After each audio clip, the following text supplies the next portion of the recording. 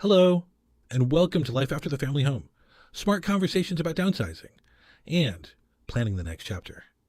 Today's conversation is about something that catches many homeowners off guard. What do you do with all this stuff when the kids don't want it? Because for many people, this is one of the most emotional parts of downsizing. Not the paperwork, not the move itself, not even the decision to sell. It is the belongings, the furniture, the dishes, the photo albums, the holiday decorations, the collections, the keepsakes, the extra sets of things saved for family someday. And for a long time, many homeowners assume at least some of it will naturally go to the kids. But then the conversation happens, and the answer is not what they expected. Maybe the children already have full homes of their own. Maybe they live far away. Maybe their style is different. Maybe they want a few meaningful things, but not rooms full of furniture and boxes. And suddenly, the question becomes very real.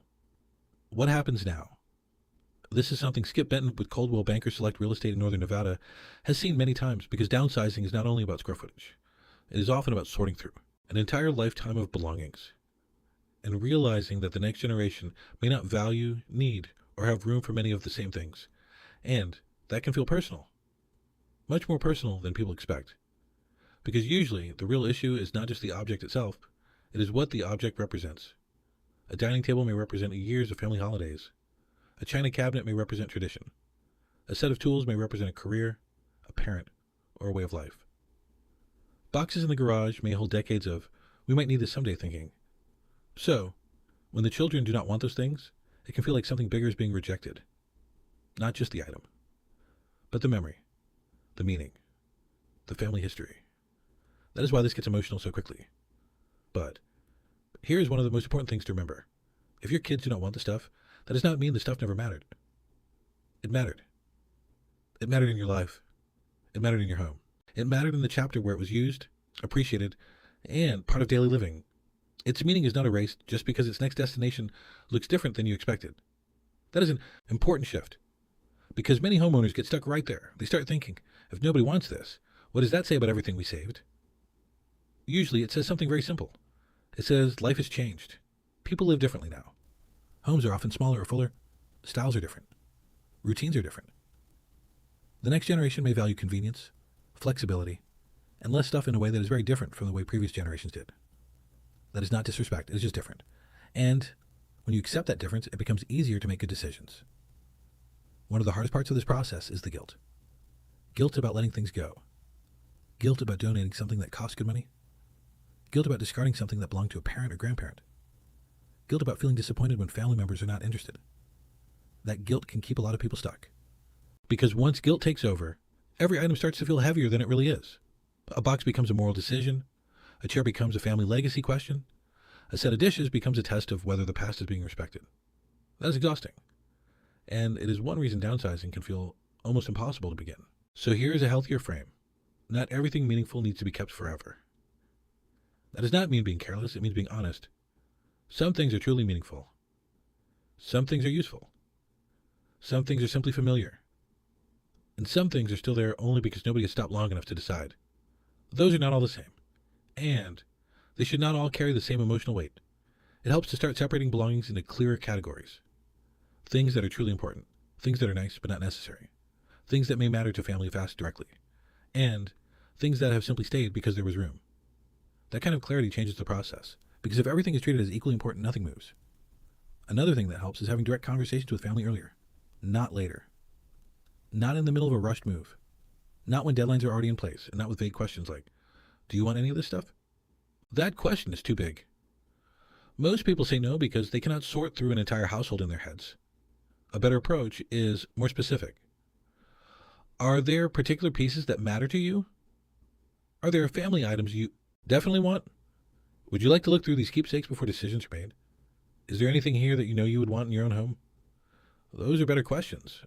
They give people something real to respond to. And just as important, they create clarity, because sometimes family members do want a few things. A photo album, a holiday ornament collection, a piece of jewelry, a special chair, a recipe box, a set of tools. But they may not want the full dining room, the extra bedroom furniture, the decorative items, the old office files, or shelves of things that once felt important but no longer fit their lives. That is okay. The goal is not to make someone take more than they want. The goal is to identify what truly matters. And once that becomes clear, the rest gets easier. Not easy, but easier. Another helpful idea is this. A memory is not the same thing as an object. Objects can hold memories. They can trigger stories. They can remind us of people and times we care about. But the memory itself, the show, is not trapped inside the object. That matters. Because sometimes people feel like letting go of something means letting go of the person, or the holiday, or the chapter of life tied to it. Usually it does not. Sometimes a photograph is enough. Sometimes a written story is enough. Sometimes keeping one meaningful piece is better than keeping 20. That is a powerful mindset shift. Because downsizing is not about erasing a life. It is about deciding what parts of that life need physical space going forward. And often, the number of things that truly deserve that space is smaller than people think. This is especially true when homeowners start realizing how much of what they kept was based on imagined future use. We'll save this in case someone wants it. We should keep this for the family. Maybe the kids will want this someday. We can't get rid of that yet. Those thoughts are common, but over many years they create full garages, closets, cabinets, and spare rooms.